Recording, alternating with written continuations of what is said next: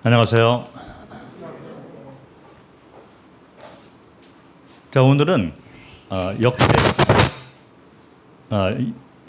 역대서 역대하 29장과 30장에 나오는 히스기야의 개혁에 대해서 말씀을 통해서 살펴보고, 이 히스기야 왕의 이 개혁이 저희 동대문 교회에 어떤 교훈을 주신가 한번 말씀에 비추어서 교훈을 받기를 원합니다. 저희가 개척교회이기 때문에 이와 같은 그 개혁의 그런 시점에 같이 하고 있기 때문에 저에게 필요한 말씀인 것 같습니다.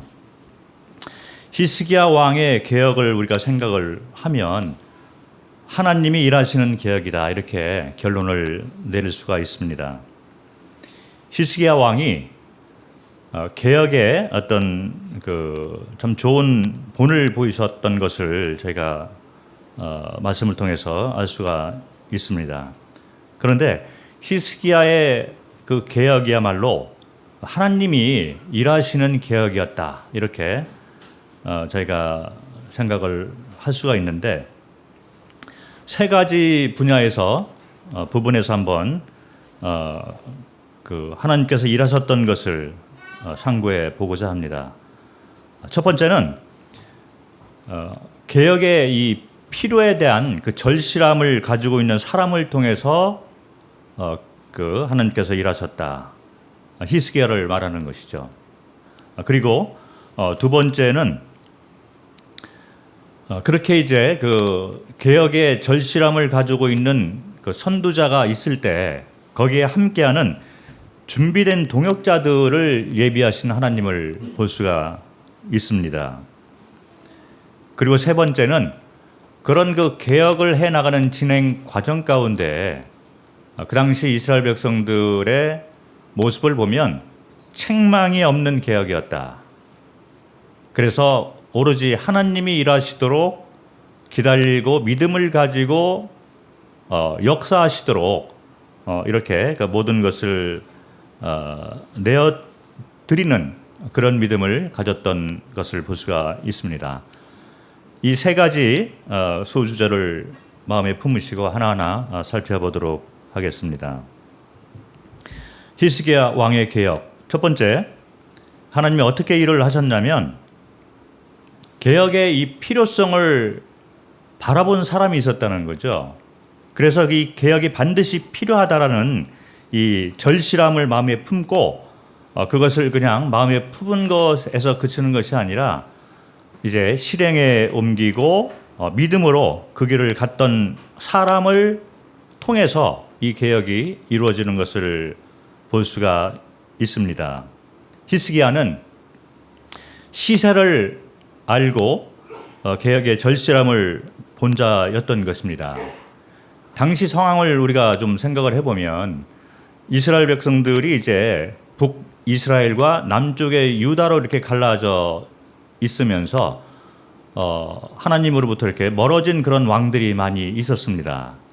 그래서 이후에 멀지 않아서 이제 이 이스라엘과 유다가 이제 멸망을 당하는, 그래서 포로로 잡혀가는 그런 지경까지 가게 되는데, 하나님으로부터 이제 멀어진 그런 상태에 있는 왕들이 많이 있었습니다.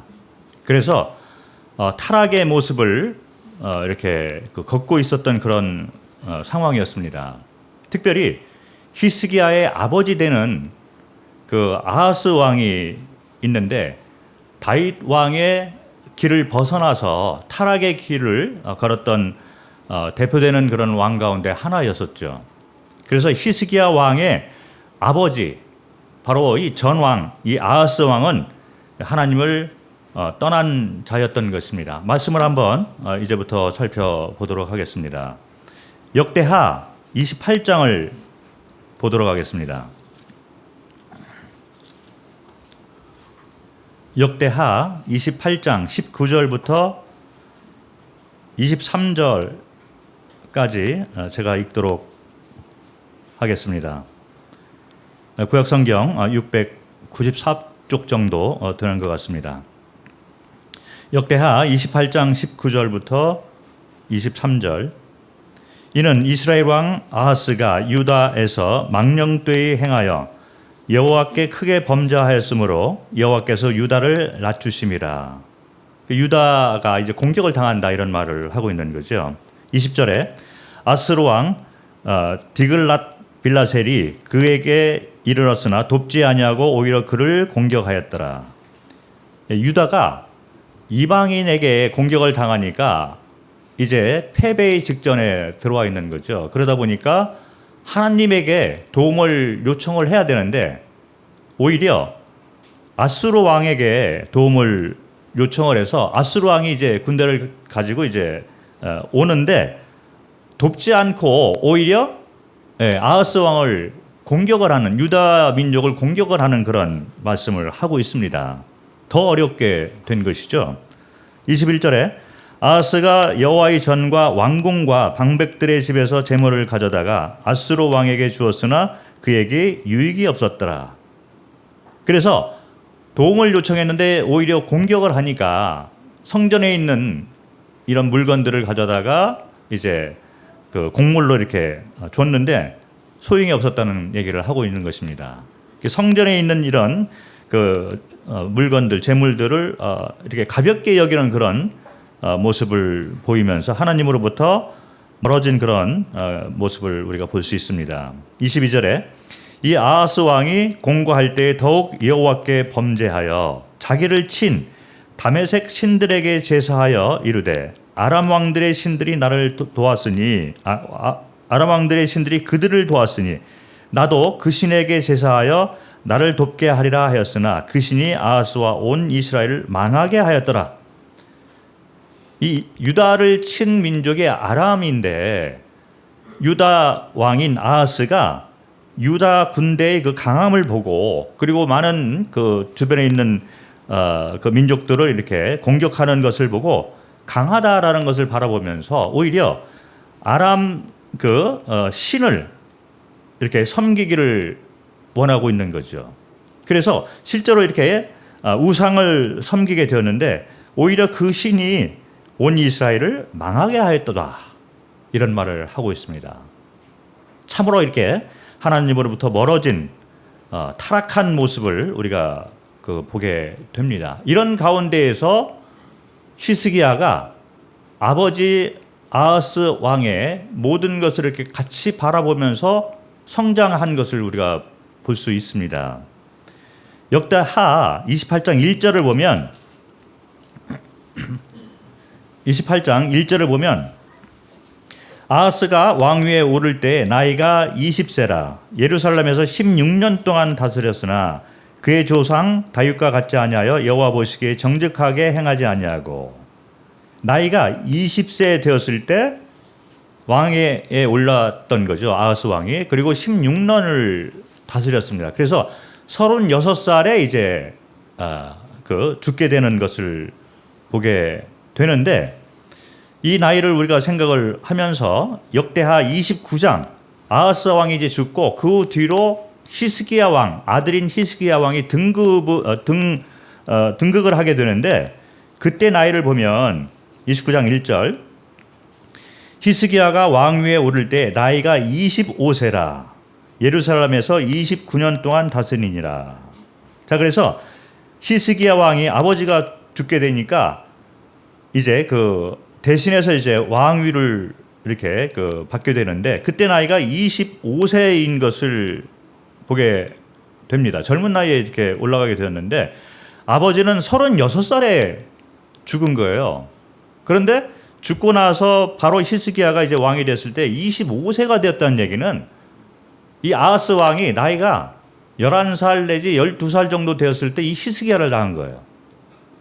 계산이 좀 안 맞지만 이 성경을 보면 그렇게 계산이 나올 수밖에 없는 것 같아요. 그래서 어린 시절에 이제 아하스가 히스기야를 낳았는데 이 아하스 왕이 그 왕으로 등극을 할 때 히스기야는 9살 내지 10살 정도밖에 안 되었다는 거죠. 그래서 이 아동 시절과 청소년 시절 그리고 청년 시기까지 25살이 되어서 히스기야가 대신 왕이 되었잖아요.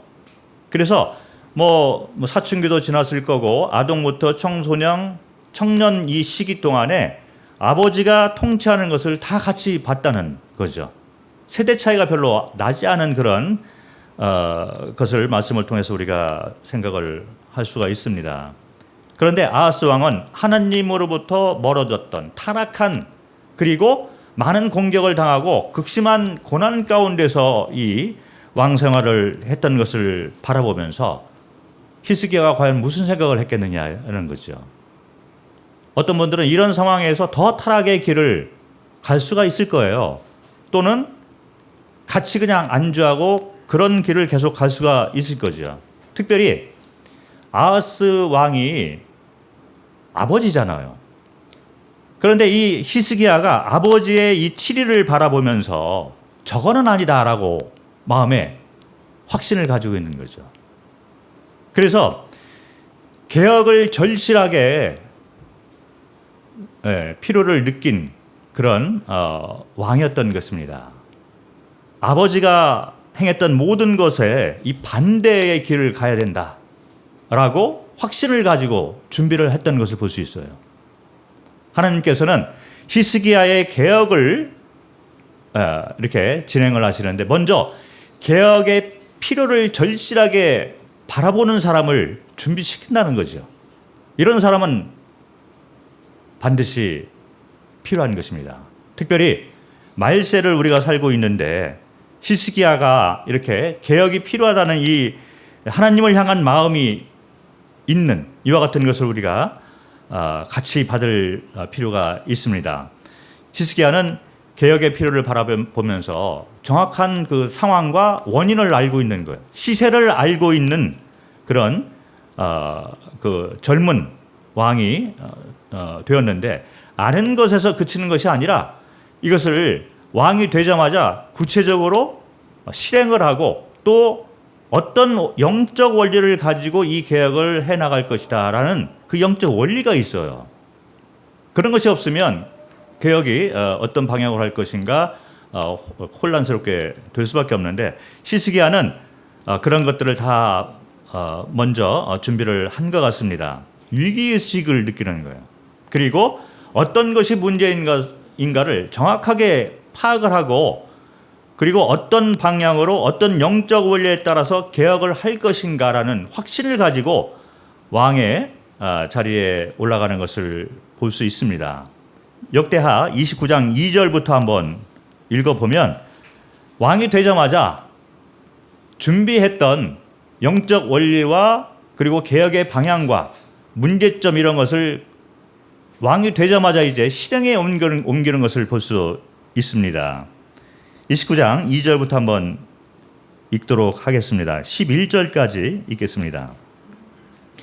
히스기야가 그의 조상 다윗의 모든 행실과 같이 여호와 보시기에 정직하게 행하여 첫째 해 첫째 달에 여호와의 전 문들을 열고 수리하고, 자, 그래서 왕이 되자마자 첫째 해 첫째 달부터 그동안 계획했던 개혁의 이 영적 원리, 방향 이런 것들을 실행에 옮기는 것을 볼 수 있어요. 계획된 자인 것이죠. 하나님께서 개혁이 반드시 필요하다 이 확신을 가지고 절실함을 가지고 기다리고 있었던 히스기야를 준비시켰던 것을 볼 수 있습니다. 우리 시대에 이런 사람들이 필요한 거예요. 자, 그래서 미리 계획을 가지고 이제 히스기야가 첫째 해 첫째 달에 여호와의 전문을 열고 수리하기 시작합니다. 그리고 4절부터 보면, 제사장들과 레위 사람들을 동쪽 광장에 모으고 그들에게 이르되, 레위 사람들아 내 말을 들으라. 이제 너희는 성결하게 하고 또 너희 조상들의 하나님 여호와의 전을 성결하게 하여 그 더러운 것을 성소에서 없애라. 이 방향을 확실하게 정하고 무엇부터 시작을 해야 되는 걸 알고 있는 거예요. 그리고 6절에 보면, 우리 조상들이 범죄하여 우리 하나님 여호와 보시기에 악을 행하여 하나님을 버리고 얼굴을 돌려 여호와의 성소를 등지고 또 낭신문을 닫으며 등불을 끄고 성소에서 분향하지 아니하며 이스라엘 하나님께 번제를 드리지 아니하므로 여호와께서 유다와 예루살렘에 진노하시고 내버리사 두려움과 놀람과 비웃음거리가 되게 하신 것을 너희가 똑똑히 보는 바라. 이로 말미암아 우리의 조상들이 칼에 엎드러졌으며 우리의 자녀와 아내들이 사로잡혔느니라. 이 문제점에 대해서 정확하게 알고 있잖아요. 아버지 아하스 왕은 반대로 갔던 사람입니다. 곤란하고 외부의 침입을 받았을 때 오히려 침입한 자들의 도움을 의지를 했었고 그들이 섬겼던 이방 신들을 섬기려 했던 그런 아버지였잖아요. 그런데 이 히스기야는 개혁을 시작을 하면서 정확하게 반대의 길을 걸어야 된다. 그렇게 아버지가 걸었던 길대로 하니 하나님께서 진노하시고 우리가 많은 고난을 당하지 않느냐 이런 말을 하고 있는 거예요. 그래서 우리는 반대로 여호와를 향해서 가야 된다. 이런 말을 하고 있습니다. 그리고 8절에 보면 너희가 똑똑히 보는 바라 이런 말이 있잖아요. 우리가 이렇게 하나님을 떠나니까 어떤 고난과 어떤 어려움을 당하는지 너희가 똑똑히 보지 않았느냐 이렇게 말을 하고 있습니다. 그러나 사실 이거를 똑똑히 보고 그 개혁의 절실함을 확신을 가지고 있는 사람들이 별로 많지 않았겠죠. 그러나 히스기야는 확신에 차서 이런 말을 하고 있는 거예요. 너희가 똑똑히 보지 않았느냐? 내가 보기에는 이것이 분명히 잘못되어 있다. 그래서 지금 우리가 이런 상태에 빠지게 되었지 않았느냐? 눈이 있으면 봐라 이 얘기죠. 이 히스기야는 개혁의 필요성을 절실하게 이렇게 가지고 있었습니다. 9절부터 10절부터 읽겠습니다.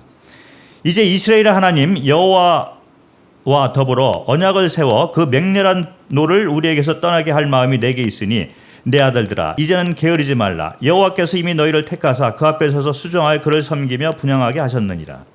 영적 원리에 대해서 확실하게 잡고 있는 거예요. 어떤 방향으로 갈 것이며 이 방향으로 갈 때 영적 원리가 있어야 되잖아요. 본인의 힘으로는 안 되는 것입니다. 개혁은 하나님이 일을 하셔야 돼요. 그런데 히스기야는 영적 원리를 분명하게 잡고 가고 있는 것을 볼 수 있습니다. 하나님과의 관계를 얘기를 하고 있어요. 그래서 이제 10절에 보면 하나님 여호와와 더불어 언약을 세워 언약 관계가 회복이 되어야 한다.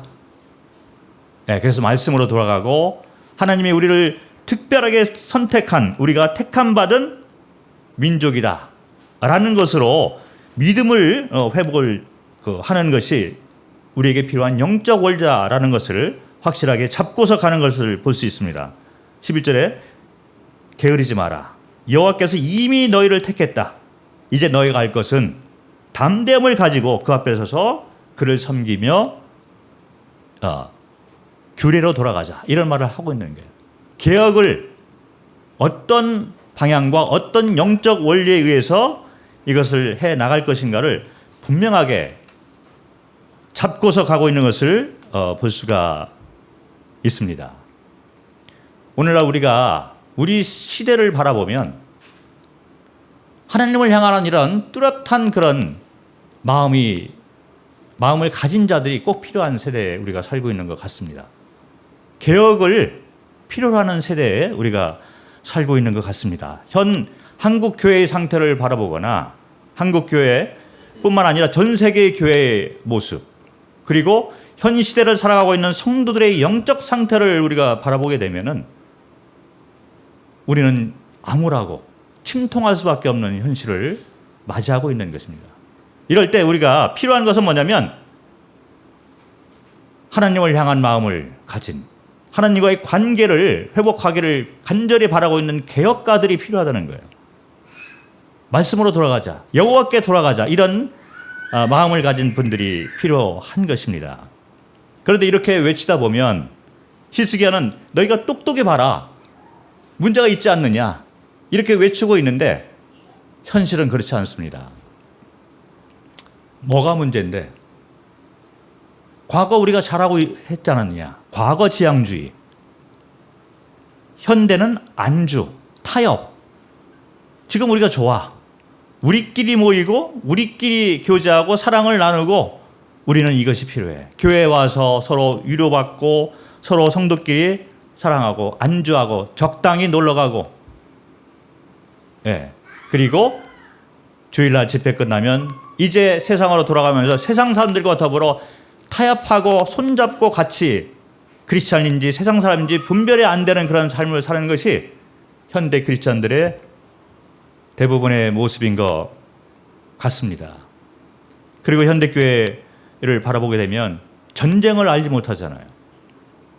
전쟁이 끝나지 않았는데, 전쟁의 한 복판을 우리가 걷고 있는데, 현대의 성도들과 교회는 전쟁을 알지 못하는 세대로 전략이 되어가고 있는 것을 볼 수 있습니다.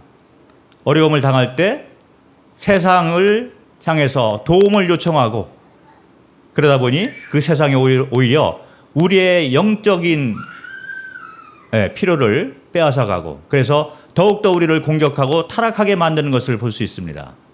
문제가 생기면 하나님에게 돌아가야 되는데 세상 방법대로 우리가 하고자 하는 마음이 있어요. 세상을 의지하고 있는 거죠.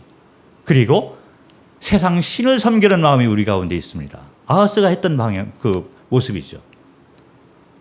세상 사람들은 명예와 돈과 그리고 세상 즐거움, 이런 것을 섬기고 있습니다. 현대를 살아가고 있는 크리스찬이라고 하는 분들이 별 차이가 없는 그런 모습으로 살아가고 있는 모습을 우리가 보고 있습니다. 그리고 젊은 사람들이 이제 교회에 오지 않아요. 어떤 분이 뭐 책을 썼는지 글을 썼는지 모르지만 그 가운데 이제 그 한 부분을 떼어놔서 뭐 그 카톡에 좀 이렇게 돌리는 분이 계시더라고요. 제가 봤는데 현대 젊은이들이 교회에 오지 못하는 이유가 33가지가 된대요. 뭐 더 많겠죠, 사실은. 그래서 제가 33가지 이유, 교회를 젊은이들이 오지 못하는, 안 오고 싶은, 못 오는 그런 이유가 33가지나 된다고 하는데, 제가 그걸 쭉 읽어봤는데 대부분 어떤 얘기를 하냐면, 교회에서 가르치는 복음과 또 교회에서 말하고 있는 이런 그 가르침, 교리들이 젊은이들에게 어필이 잘 안 된다는 거예요. 논리성이 부족하다. 마치 강압적으로 믿으라고 하는 것처럼. 그리고 젊은이들이 생각할 때 이게 왜 그렇게 되는데 질문이 있어도 답변을 잘 못하는, 논리성이 부족하고 그런 이런 그 복음 전도법, 접근법, 이런 것들을 보면서 교회는 연세가 많은 분들, 연약한 분들, 그리고 도움이 필요한 분들, 이런 분들만 가는 모양이다. 그리고 교회 가면 변하지 않는 모습을 바라보면서 세대주의는 알지만 세대 차이는 알지 못하는, 세대가 변화하고 있고 젊은 세대들이 원하는 것들을 채워주지 못하는 그런 교회가 되다 보니 젊은이들이 교회에 발을 디딜 수가 없는 거예요. 그래서 젊은이들이 이제 교회를 떠나게 되고 들어오지도 않게 되는 것입니다. 교회의 이런 리더들이 다 이 젊은이들을 이해를 못하는 그런 분들이 많이 계시는 거죠. 우리는 젊은이들의 필요를 알고, 그리고 그들에게 맞는 성경적인 복음 전도 방법이라든지 가르침의 어떤 이런 그 영적 원리들을 히스기야가 잡았던 것처럼 말씀 가운데서 확실히 잡고, 현대의 문제점을 확실히 발견해서 말씀 가운데 그것을 논리성을 가지고 답변을 가지고 젊은이들을 인도해야 되는 필요를 가지고 있는 거죠. 개혁가들은 그런 마음을 가지고서 개혁을 외치는 것입니다. 하나님이 그런 사람들을 소수이고 아주 그런 그 적은 무리일지라도 준비를 해 놓고 있다는 거죠. 우리가 모든 분들이 마음 가운데 이제 똑같은 생각들을 가지고 계시는 게 뭐냐면, 세상이 어렵다. 코로나뿐만 아니라 경제적으로도 어렵고 전쟁도 일어나고 너무 힘든 세상에 우리가 살고 있는데, 더 힘든 세대는 젊은 세대인 것입니다. 그래서 이제 포기가 자주 나오잖아요. 뭐 7포, 10포, 이래서 뭐 결혼도 안 하고 결혼을 못 하는 거죠. 이런 시대에 살고 있는 젊은이들. 그러나 젊은이들의 그 세계로 들어가 보면 그들이야말로 누구보다도 더 절실하게 복음을 필요로 하는 세대가 된 것입니다. 세상이 도와줄 수 없는 세대가 된 거예요. 그래서 그들이 어느 방향으로 가야 될지, 나의 도움이 어디서 올까 간절히 원하는 마음이 있어요. 그런데 교회에서는 옛날 사고를 가지고 있고 변하지 않는 모습을 가지고 있고, 그러니까 젊은 세대들하고 소통이 안 되는 거죠. 이제 우리는 복음부터 시작해서 성경적으로 논리성을 가지고 젊은이들에게 접근할 수 있는 그런 가르침과 이런 것들을 만들어 가야 되는 시대가 된 것 같습니다. 제가 이번에 CBF 캠프를 하고 왔는데 코로나 때문에 대면으로 하기가 힘들었잖아요. 그래서 한 2, 3년 동안 못하고 있었는데 이번에 저희가 뭐 코로나 뭐 별로 무서워하지 않고 믿음으로 그냥 했어요. 다른 캠프에는 뭐 코로나 확진자들이 좀 있고 그랬던 것 같은데 저희 CBF 캠프는 모르겠습니다. 그 끝난 후에 어떤 분이 뭐 걸렸는지 모르겠어요. 그런데 어쨌든 캠프 동안 안에는 내가 코로나 확진됐다라는 분이 한 명도 안 나왔어요. 100여 명이 모였었는데 너무 좋았습니다. 처음에 이제 그 학생들 이렇게 만나서 뭐 이렇게 인터뷰하고 그럴 때 요즘 세대가 그렇잖아요. 놀러 다니고 젊은 세대들이 뭐 여러 뭐 등산도 가고 뭐 많은 뭐 교회 다니는 분들 그 젊은이들도 교회 안 다니는 분들은 더욱더 타락하죠. 우리가 상상할 수 없는 그런 타락의 길로 가는 젊은이들이 너무 많이 있습니다. 그런데 교회를 다니는 그 젊은이들도 세상이 그렇게 가다 보니 세상의 즐거움을 많이 찾으면서 시간을 보내는 분들이 많이 있어요. 뭐 인터뷰를 하는데 한 형제가 이번 CBF 캠핑에 와서 너무 좋습니다. 자기도 모르게 캠핑을 하도 다니다 보니까 CBF 캠핑에 와서 너무 좋았습니다. 캠프지. 캠프구나. 이런 이제 그 모습도 봤는데 마지막 날 캠프가 이제 끝나고 마무리를 짓는 내일이면 이제 점심 먹고 우리가 떠나는 그 마지막 날이 우리가 상당히 의미 있는 날이잖아요. 3박 4일 동안 했으니까 마지막 날 이제 저희가 찬양과 또 이렇게 기도회를 가졌는데 1시간 반 동안 하는데 이게 너무 좋은 거예요. 그동안 말씀과 그리고 교제 이런 걸 통해서 또 조별이 나눠서 그 가운데 청년들이 교제하고 말씀을 가지고 이제 교제하고 이런 것들을 시간들을 가졌는데 그 마무리되는 마지막 날 기도회를 하는데 청년들이 줄줄이 나오는 거예요. 그런데 그것이 다 헌신의 기도였습니다. 주인을 주인으로 모시고 그동안 내가 주인 돼서 살았다. 그리고 세상과 더불어 사는 그런 모습들이 있었는데 이번 캠프를 통해서 나의 주인이 여호와 하나님이고 그리고 이제 나의 모든 삶을 드립니다. 복음과 주님 나라 확장을 위해서 내가 드립니다. 이런 헌신의 기도가 끊임없이 나오는 거예요. 시간은 한정되어 있는데 학생들이 짤막하게 적어가지고 여기 뒤에서 계속 기다리고 있는 거예요. 줄줄이 이렇게 나와서 한 분이 하고 들어가면 또 다음 분이 나오고 다음 분이 나오고 이렇게 하는 거예요. CBF가 역사는 길지만 역사는 한 40년이 됩니다. 그런데 학생들, 젊은이들이 이제 스스로 하다가 어려움이 돼서 한동안 이제 많은 침체기에 있다가 제가 은퇴를 하고 들어와서 이제 재조직이 되었습니다. 한 3년이 좀 넘었는데 처음에 제가 재조직을 하는데 젊은이들을 만났을 때 너무 절망적인 거예요. 희망이 없다. 복음 전에 꿈도 못 꾸는 거예요.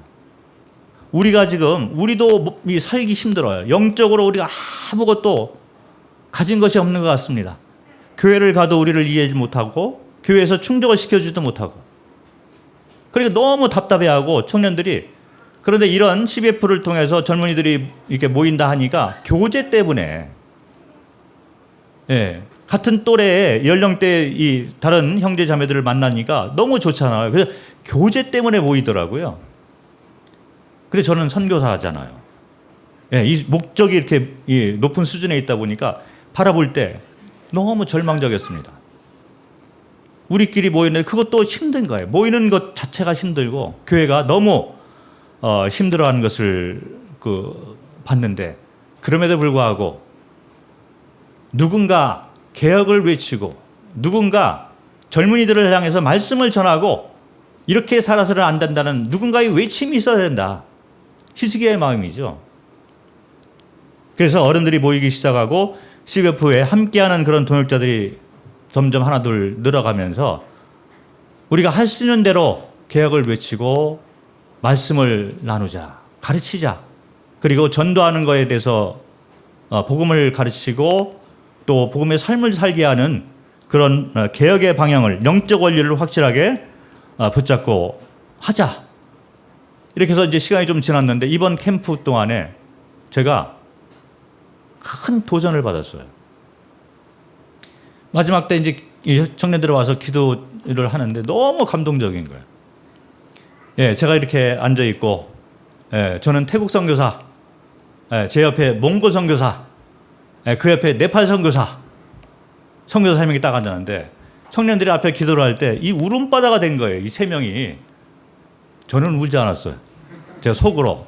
예, 제가 이제 좀 연장자니까 그래도 제가 마음을 컨트롤하고 계속 참고 있었는데 옆에서 보니까 뭐 코를 풀고 훌쩍훌쩍거리고 이 두 분이 선교사 분이 난리인 거예요.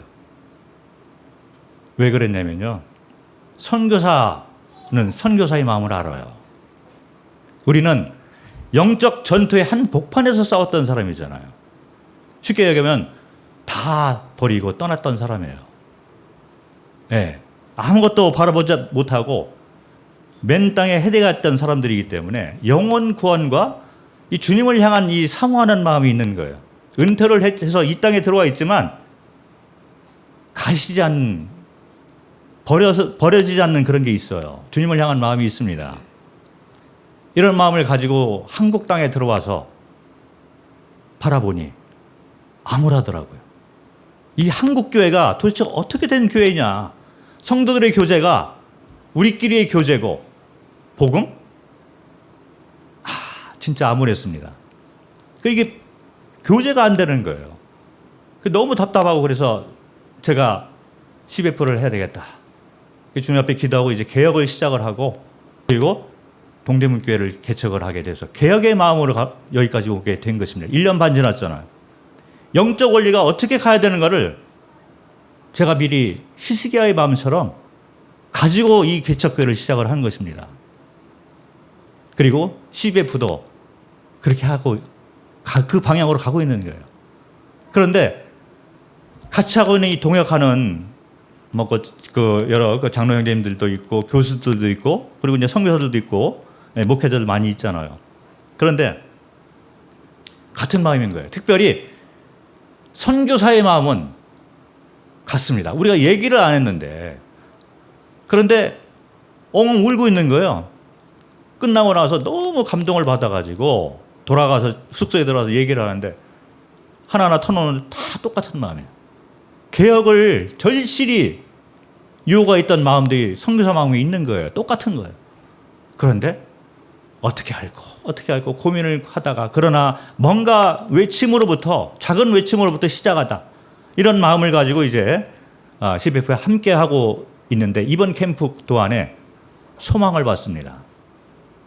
이번 캠프가 다른 분들이 뭐 다 좋았다고 해요. 근데 저희 선교사 이 세 분의 은퇴 선교사들 마음을 힐링을 했어요. 너무 좋았습니다. 그런데 개혁의 어떤 분위기를 본 거예요. 젊은이들을 키우자. 그래서 하나님께서 이런 그 개혁의 마음을 가지고 있는 사람을 예비시킨다는 거죠. 특별히 이게 말세에 우리가 살고 있는데 반드시 개혁은 필요한 것 같습니다. 그리고 이 개혁의 마음을 가지고 있는 사람들이 모여야 되는 거예요. 하나님께서 예비시켰던 그런 마음들, 그런 절실함을 꽉 안고 살고 있는 사람들이 모여야 되는 거죠. 그래서 하나님께서 이제 히스기야라는 이 개혁가를 그 시대에 예배해 놓은 것을 볼 수가 있습니다. 두 번째는 히스기야가 이제 개혁의 마음을 가지고 외치기 시작하니까 준비된 동역자들이 함께하고 있는 것을 볼 수 있습니다. 준비된 동역자들을 예비하는 하나님인 것을 볼 수가 있는데 역대하 29장 12절부터 16절을 보겠습니다. 29장 12절부터 16절. 이에 레위 사람들이 일어나니 곧 그앗의 자손 중 아마세의 아들 마핫과 아사레의 아들 요엘과 무나리의 자손 중 압디의 아들 기스와 여할렐의 아들 아사랴와 게르손 사람 중 심마의 아들 요아와 요아의 아들 에덴과 엘리사반의 자손 중 시므리와 여우엘과 아삽의 자손 중 스가랴와 mat다냐와 헤만의 자손 중 여우엘과 시므이와 여두둔의 자손 중 스마야와 우시엘이라. 그들이 그들의 형제들을 모아 성결하게 하고 들어가서 왕이 여호와의 말씀대로 명령한 것을 따라 여호와의 전을 깨끗하게 할세. 제사장들도 여호와의 전 안에 들어가서 깨끗하게 하여 여호와의 전에 있는 모든 더러운 것을 끌어내어 여호와의 전뜰의 이름에 레위 사람들이 받아 바깥 기드론 시내로 가져갔더라. 여기 이름들이 나와 있잖아요. 레위 사람들이 히스기야가 외치니까 레위 사람들이 반응을 해서 함께 모였습니다. 제가 이 말씀을 여기 이제 성경 구절을 읽었는데 인명이잖아요. 발음이 잘 안 돼요. 우리는 뭐 홍길동 하면 익숙하기 때문에 금방 나오는데 이 발음을 읽는 것도 힘든데 제가 일부러 읽었습니다. 왜 그러냐면 그 당시 개혁의 필요를 요구하는 시대에 이분들은 동역자로서 여기 모이기 시작한 거예요. 그분들이 적은 무리이고 힘이 없는 그런 무리일지라도 성경에 기록이 되어 있습니다. 귀한 분들이죠. 그래서 제가 귀한 마음을 가지고 성경을 이름을 읽었어요. 하나님이 기록을 해 놓으신 거예요. 개혁을 외칠 때 준비된 동역자들을 붙여주시는 하나님을 볼 수 있는 거죠. 저는 이 말세에 우리가 살고 있으면서 누군가 문제를 정확하게 파악을 하고 그리고 어떤 방향과 어떤 영적 원리를 가지고 나아가야 되는 이 개혁을 외치는 사람이 꼭 필요하다고 믿고 있습니다. 그럴 때 저 사람이 그런 마음을 가졌어? 우리도 알지 못하는 그런 예비된 동역자를 붙여주는 것을 볼 수 있습니다. 제가 이 CBF를 처음 시작할 때 아무것도 없는 거예요, 이게. 그리고 젊은이들이 다 이제 많이 이렇게 외부로 이렇게 돌고 있고 교회는 충족을 시켜주지 못하고 젊은이들에게 복음을 어떻게 전해야 되느냐? 전도자들이 다 이제 손을 놓고 있는 그런 상태인 것. 이런 걸 바라보면서 제가 12부터 시작을 하고 이제 이런 조직을 만들어 놓고 거기다가 시간이 좀 지나면 영적 원리들을 이제 하나하나 가르치자. 이런 마음을 가지고 사람들을 찾아다녔는데 한 사람 한 사람 같이 하는 거예요. 그런데 의외로 그런 분들 가운데 목회를 하는 분들이 많지 않았습니다. 여기 보면 레위인들이 먼저 일을 하잖아요. 레위인들은요, 성전이 이렇게 있으면 성전의 총 책임을 맡고 있는 사람들은 제사장들이에요. 제사장들은 민수기 이런 걸 보면 아론의 자손인 것입니다. 그래서 하나님께서 제사장들을 아론의 자손에게 부탁을 하면 제사장들 세우고 특별하게 성전의 모든 이런 규례 이런 것들을 가르치고 행하고 집도하는 이 무리가 제사장 무리인 거예요. 책임이 있는 거죠. 그런데 그 일을 돕는 분들이 레위인들인 거예요. 그 어떻게 보면 이 성전의 책임이 레위인들보다도 제사장들에게 먼저 가 있는 거죠. 그런데 여기 같이 동역자로서 모이는 여기 나와 있는 이 이름들, 성경에 기록된 이름들은 레위인들입니다. 그런데 여기 잠깐 앞으로 돌아가셔가지고 29장 4절을 보면 제사장들과 레위 사람들을 동쪽 광장에 모으고 같이 불러서 같은 개혁을 얘기한 거예요. 그런데 제사장들의 반응은 서늘했던 거죠. 레위인들이 반응이 더 좋은 거예요. 뒤에 보면 아시겠지만 제사장들은 변화가 되어도 천천히 변화가 되고 사람들 눈치를 보고 더딘 것을 볼 수 있어요. 그런데 준비된 레위인들이 소수일지라도 그들이 모이기 시작했습니다. 하나님께서 이렇게 준비된 동역자들을 이렇게 붙여 주고 있는 것을 볼 수가 있습니다. 교회의 문제는 어떻게 보면 목회자들이 변화가 안 되기 때문에, 개혁이 안 되기 때문에 많은 문제가 있는 것 같습니다. 목회자들이 이런 개혁의 마음을 가지고 위기의식을 느끼고 안주와 타협과 타락의 길보다는 하나님을 향해 하나님 여호와께 돌아가자는 그런 믿음의 말을 담대하게 외쳐야 될 필요가 있는데, 그리고 어떤 영적 원리를 붙잡고 가야 되는가, 이 방향을 명확하게 성경적으로 잡아서 가야 되는데 그렇지 못하고 있는 것이 현실인 것을 볼 수 있습니다. 그 당시 히스기야의 그 개혁 당시에도 제사장들이 오히려 이 뒤처져서 따라오는 것을 볼 수 있어요. 레위인들이 이제 앞서간 것을 볼 수 있습니다. 29장 11절에 아까 읽었는데 29장 11절을 보면 내 아들들아 이제는 게으르지 말라, 경고의 말을 하고 있잖아요. 그런데 오히려 제사장들이 게으르고 변화가 늦고 그런 걸 볼 수 있어요. 29장 34절을 보겠습니다. 29장 34절을 보면 그런데 제사장이 부족하여, 제사장이 이 몸을 성결하게 해야지 이런 제사를 드리는 규례를 집도를 할 수 있어요. 그런데 제사장들이 이제 변화가 잘 안 되고 개혁에 동참하는 것이 늦어지다 보니까 제사장이 부족하여 그 모든 번제 짐승들의 가죽을 능히 벗기지 못하고 고로 그의 형제 레위 사람들이 그 일을 마치기까지 돕고 다른 제사장들이 성결하게 하기까지 기다렸으니 이는 레위 사람들의 성결하게 함이 제사장보다 성심이 있었습니다. 레위인들이 더 하나님을 향한 그런 마음이 있었다는 거예요. 직분으로 보면 제사장들이 앞서 있지만 오히려 레위인들이 하나님을 향한 마음이 더 극심했다. 성경이 그렇게 말을 하고 있습니다.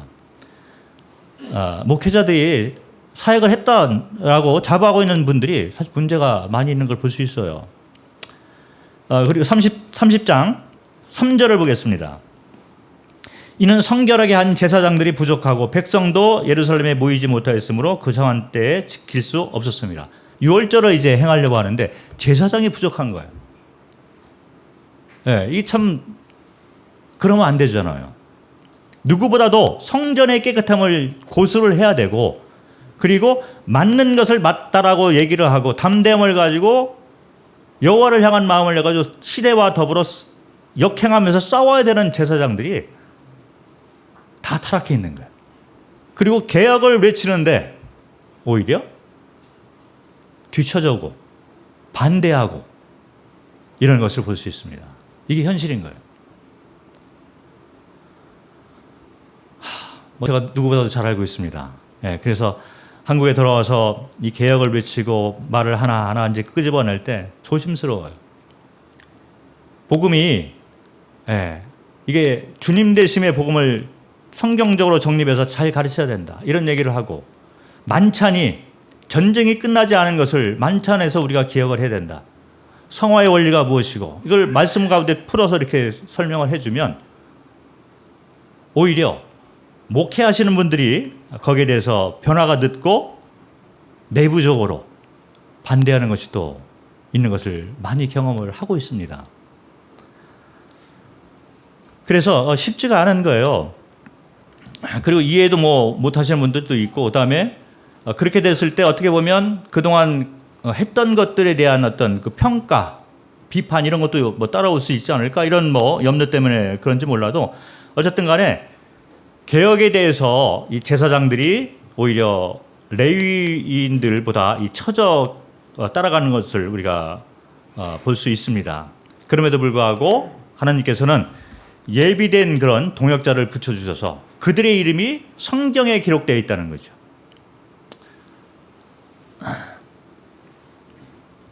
그래서 저는 제 마음 가운데 동대문교회를 개척할 때부터 이 개혁을 부르짖는 동역자들을 동대문교회로 모아주시기를 바랍니다, 이런 기도가 계속 있었어요. 이거를 누군가 외쳐야 되고 누군가 만들어서 가르쳐야 되고, 특별히 젊은이들을 향한 참 희망을 풀어넣어 줘야지 이 미래가 살잖아요. 사회를 변화시키고 우리가 교회가 변화되고 가정이 살고 이 젊은이들 사역이 상당히 필요한데 이거를 목회자들하고 나눌 때 목회자들이 반응이 오히려 싸늘한 것을 볼 수 있었고 그리고 오히려 반대하는 분도 있었고 그런데 그러면 그분들이 그러면 젊은이들의 사역을 하고 있느냐? 그렇지 않은 걸 볼 수 있어요. 똑같은 고민을 늘어놓더라고요. 젊은이들이 없습니다. 복음을 전해도 연세가 많은 분들이 반응을 하는데 젊은이들은 어렸을 때부터 이 복음을 들었잖아요. 예, 뭐 예수님 십자가에 돌아가심 주일학교 때부터 다 들었던 거예요, 애들이. 그러니 더 이상 복음을 전할 수가 없어요. 전도자가 아 하면 저쪽에서 그 다음에 뭐가 나와. 다 암기를 하고 있기 때문에 더 이상 타치를 못하는 거예요. 젊은이들에게 어떻게 복음을 전할고. 제가 이번에 캠프에서 젊은 학생을 하나 만났는데 이번에는 구조자들이 그렇게 많지 않았습니다. 이제 침례받은 성도들이 많이 왔어요, 젊은이들이. 그런데 그 가운데 구도자가 하나 왔어요. 친구가 이제 데려온 거예요. 친구가 이제 믿는 형제니까. 그래서 저하고 이제 얘기를 하는데 성도 자녀예요. 수많은 시간 동안 어렸을 때부터 태어날 때부터 성도 자녀입니다. 어렸을 때부터 장성이 지금 대학생 20대가 됐는데 20여 년 동안 수많은 똑같은 복음을 들었던 거예요. 수많은 사람들이 번갈아 하면서 계속 복음을 전하는데 다 알고 있는 거예요. 그런데 제가 구원 받았습니까? 안 받았습니까? 본인도 모르는 거죠. 그러니 상담하는 교사들이 더 이상 어떻게 타치를 못하는 거예요. 그래서 캠프에 가면 자기가 구원받은 것 같고 돌아가면 아닌 것 같고 또 캠프가 있다고 또 가면 거기서 들어오면 뭐 그런 것 같고 돌아가면 또 아니고 이걸 반복하고 있는 거예요. 그래서 제가 만나서 쭉 이렇게 설명을 했는데 이렇게 접근을 하니까 더 이상 질문이 없습니다. 얘기를 하더라고요. 마지막 날 이제 기도가 다 끝나고 나서 뭐 젊은이들이 이제 청년들 와서 저하고 좀 얘기를 하고 있는데 그 학생이 쭈삣쭈삣하면서 주변을 돌아다니고 있는 거예요. 눈치를 보면서. 그래서 제가 나하고 무슨 할 얘기가 있나 보다 기다렸습니다. 시간이 좀 걸려서 이제 다 상담하고 이제 갔는데 그 학생이 복음을 들었던 그 학생이 저한테 와서 말을 하는 거예요. 그래서 무슨 말을 나한테 할 말이 있어? 그러니까 제가 감사하다는 말을 좀 드리고 싶어서요. 기다렸던 거예요. 복음을 듣고 자기가 깨닫고 감사하다는 말을 꼭 해야 될 것 같아서 기다렸다는 거죠. 젊은이들에게 필요한 것은 이런 논리성과 그리고 성경적인 어떤 그 시대에 맞는 그런 접근 방법 이런 것이 꼭 필요한 것 같습니다. 주님께서는 예비된 동역자들을 의외로 많이 준비하고 계시는 걸 볼 수 있어요. 제가 개혁을 외치고 이것이 현 시대의 문제점이고 이런 방향으로 가야 된다고 얘기를 하는데 특별히 복음과 만찬과 성화의 원리를 정리를 해서 제가 인천에 있는 한 지역교회에서 성도 집회를 했습니다. 반응이 너무 좋더라고요. 그분들이 특별히 이제 목회하시는 그분들이 와서 바로 이거다 이렇게 말씀하셔요. 그런데 그 가운데 물론 반대하는 분도 있겠죠. 그런데 전체적인 교회 분위기가 너무 좋았어요. 그리고 대전에 있는 한 교회에 가서 제가 복음 특별 집회를 했잖아요. 3일 동안 했는데 논리성을 가지고 쭉 이렇게 설명을 해서 복음을 전했는데 카이스트 학생이 하나 구워먹고 이번에 침례 받는다고 하더라고요. 그런데 성도들이 좋아하더라고요. 기존에 들었던 그런 그 접근 방법하고 이게 틀리구나. 그러면서 성도들이 오히려 복음에 대해서 정리가 되고 성도들이 좋아하는 걸 보면서 제 마음 가운데 기쁨이 있었습니다. 나 혼자가 아니구나. 히스기야처럼 개혁을 외치기 시작하라니까 레위인들이 모이고 적은 숫자이지만 준비된 동역자들을 예비하는 것을 히스기야가 바라보면서 하나님이 일하시는구나. 개혁은 하나님이 일하시는 그때 개혁이 일어난다. 자, 세 번째는 책망이 없는 개혁이 필요합니다. 여기 보면 히스기야가 이제 개혁을 외치고 개혁의 그 진행을 이렇게 해 가는데 많은 문제가 일어난 걸 볼 수 있어요. 이 사람들이 못 따라오잖아요. 제사장들은 변화가 드리고 그 가운데 뭐 불평도 있었겠죠. 그런데 이 히스기야와 같이 하는 동역자들이 그런 모습을 바라보면서도 책망을 안 하는 것을 볼 수 있어요. 책망이 없는 개혁. 이것이 우리에게도 꼭 필요한 것 같습니다. 말씀을 한번 보도록 하겠습니다. 역대하 30장 2절부터 4절을 읽겠습니다.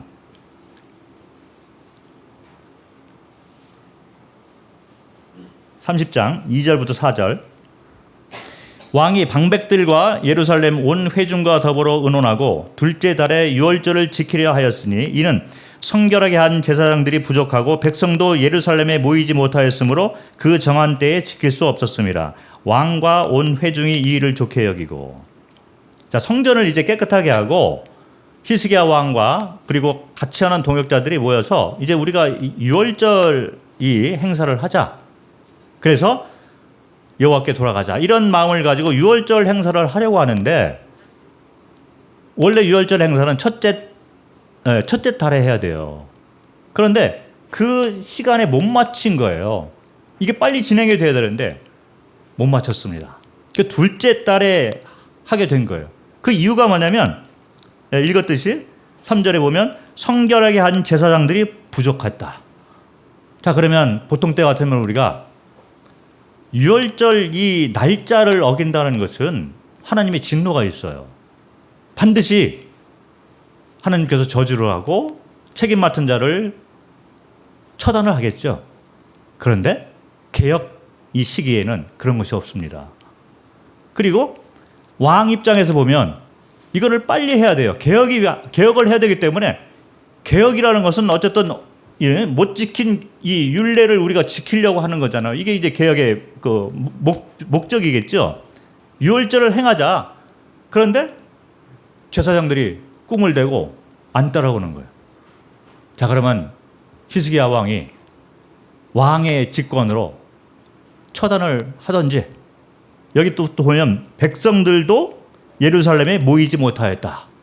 백성들을 다구치겠죠. 예, 그래서 빨리빨리 이 유월절 행사를 행해야 되고 제때 행해야 되는데, 예, 여기 보면 왕과 온 회중이 이 일을 좋게 여겼다. 둘째 달 그냥 해도 괜찮다. 첫째 달 하거나 둘째 달 하거나, 물론 첫째 달에 해야 되는데 준비가 안 되었기 때문에 아직 개혁에 대해서 이해를 못하고 반대하는 분들도 많고 이러다 보니 천천히 하자. 히스기야 왕이 좋게 여긴 거예요. 그런데 하나님이 같이 이렇게 동행하는 걸 볼 수 있습니다. 처단을 안 하잖아요. 이스라엘 백성들이 준비되는 대로 둘째 달에 이제 예루살렘 유월절 행사를 하는 것을 볼 수 있습니다. 책망이 없는 거죠. 그리고 30장 6절을 보겠습니다. 여기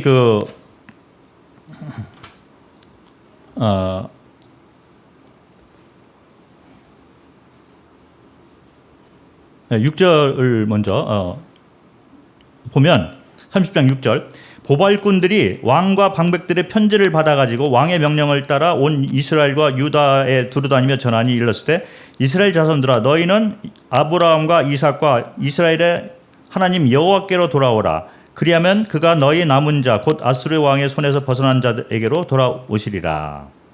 자, 그래서 유월절을 이제 둘째 달에 하기로 이제 결정을 하고 백성들이 안 오니까 이제 보발꾼을 이제 보내는 거예요. 그래서 백성들에게 이제 광고를 계속 하는 거죠. 그래서 참여를 하라. 이렇게 해서 이제 보냈는데 그 초청의 말을 우리가 보면 맞는 말을 하고 있어요. 예, 방금 읽은 것처럼, 이스라엘 자손들아, 너희는 하나님 여호와께로 돌아오라. 맞는 말이죠. 예, 그리고 이렇게 돌아왔을 때 너희가 복을 받는다. 압제당하고 이런 고난 이런 것에서 하나님이 너희를 벗어나게 해준다. 여호와께 돌아가자. 그리고 하나님께서 너희에게 복을 준비해놨다. 얼마나 좋은 말이에요. 맞는 말을 한 거예요. 그런데 이 말을 들은 백성들 가운데 어떤 반응이 보여졌냐면 10절을 보겠습니다. 30장 10절을 보면 보발꾼이 에브라임과 므낫세 지방 각 성읍으로 두루다녀서 수불론까지 이르렀으나 사람들이 그들을 조롱하며 비웃었더라. 예. 뭐 이런 분들이 꼭 있잖아요. 그래서 맞는 말을 하는데 여호와께 돌아가자. 얼마나 좋은 말이에요. 그리고 여호와께 돌아갔을 때 우리가 복을 받는다. 너희에게 복이다. 옳은 길을 제시하고 있잖아요. 그런데 아무리 맞는 말을 해도 이렇게 조롱하고 비웃는 그런 그 무리가 있는 거죠. 그러니까 개혁이 힘든 거예요.